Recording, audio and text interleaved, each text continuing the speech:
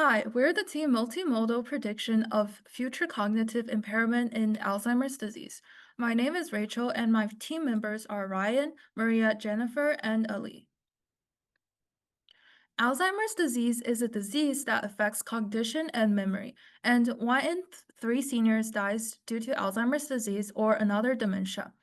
Predicting future cognitive impairment is crucial because it allows us to better inform patient care decisions and also helps with selecting patients for clinical trials.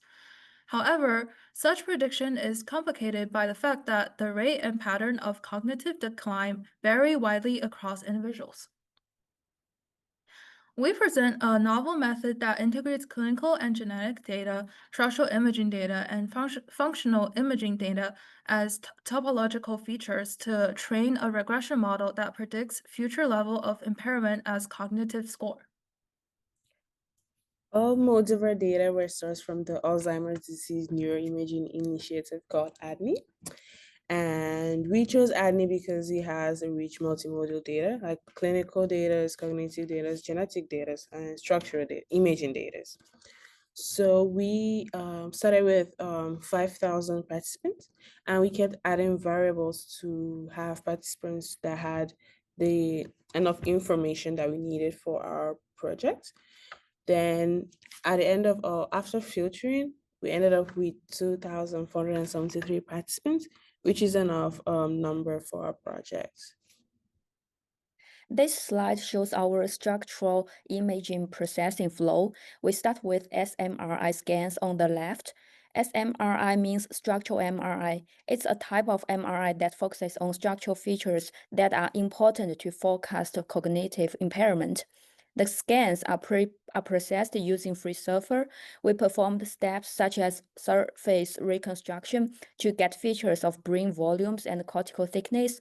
After that, we did some data cleaning and transformation work, and these cleaned outputs become part of our inputs to the model. For the functional imaging, we began with raw fMRI scans. We then processed those scans into functional connectivity graphs where the nodes represented brain regions and the edges represented correlation in brain activity, based on blood oxygen levels during the scan. From there, we created an equation to combine the functional connectivity graphs with the 3D geometric distance graph to create a unified functional connectome. However, each of these connectomes had over 125,000 edges, so in order to extract meaningful signals, we further processed the connectomes into features using topological data techniques, specifically 0D and 1D persistent homology. This allowed us to capture the patterns and structure of the connectome while reducing its dimensionality. Our final step of data processing was merging all 3 modes of input.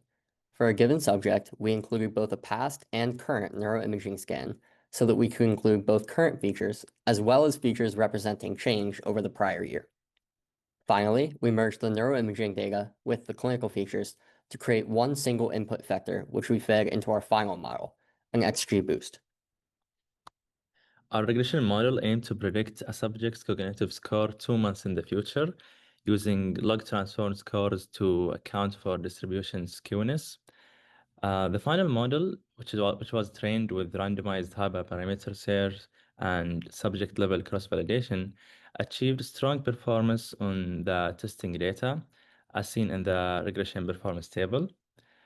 Also, to evaluate the model's ability to identify cognitive decline, we classified subjects as declining if their predicted score was higher than their current score, reflecting a worsening cognitive state.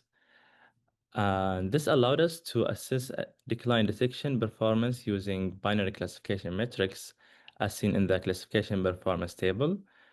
And these results demonstrate that the model not only performs well in predicting future cognitive scores, but also captures meaningful signals associated with individual risk of decline. This was our project presentation. Thank you very much.